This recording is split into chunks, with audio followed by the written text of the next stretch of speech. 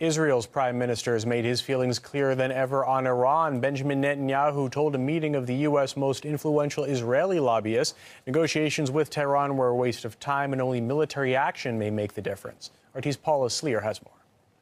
The Israeli prime minister is at it again, addressing his favorite topic.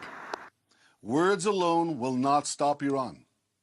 Sanctions alone will not stop Iran. Sanctions must be coupled with a clear and credible military threat if diplomacy and sanctions fail. Strong statements from a leader emboldened by a new grip on power. Netanyahu warns the American-Israel Public Affairs Committee Iran is using international negotiations to buy time so it can press ahead with its nuclear program, a message he's warmed to in the past. How do you stop it? Well, you have to put greater pressure on them. You have to upgrade the sanctions. And they have to know that if the sanctions and diplomacy fails, they'll face a credible military threat. That's essential. Nothing else will do the job. And it's getting closer. So much for the sigh of relief many breathed following last month's parliamentary elections. The surprising win by centre and pro-peace political parties prompted many to believe Netanyahu would back down from his threats to strike Iran. Ask those on the street who voted against Netanyahu. They feel their message was clear. Take your finger off the trigger in your threat to attack Iran. Give economic sanctions and diplomacy a chance.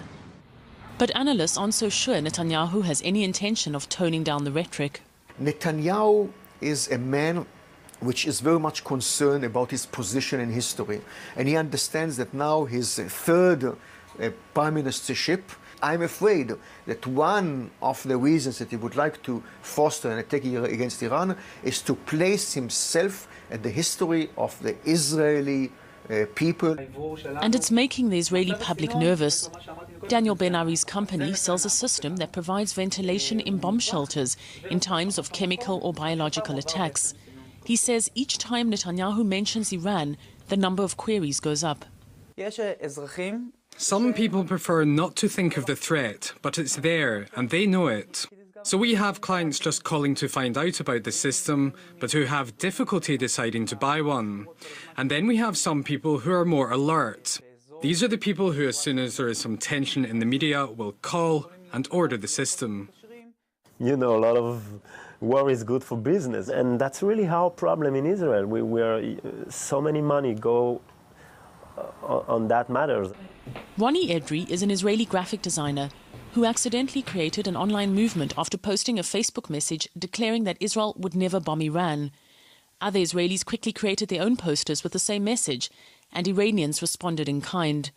But they're up against Netanyahu and his more powerful message. I think a big part of it is people voting out of fear, out of, being afraid of a war coming, and he's the one, fighting the war.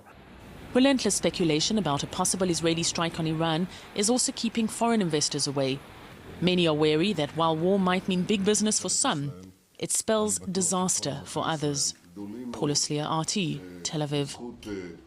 The AIPAC conference also saw hundreds of activists protest against the U.S. close relationship with Israel. Medea Benjamin, a human rights campaigner, thinks people should be concerned about the nature of the meeting. AIPAC is really a danger to our national security.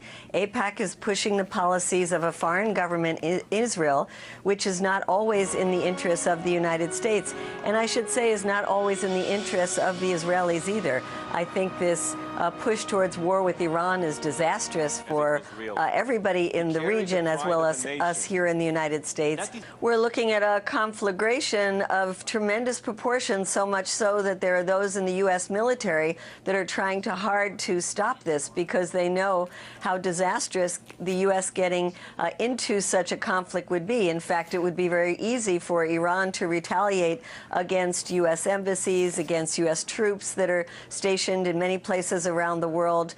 So I think that this push by AIPAC is really something that all of us who are rational human beings and know that a war would be so disastrous have to pressure our president not to follow the lines of AIPAC and instead to pursue diplomacy.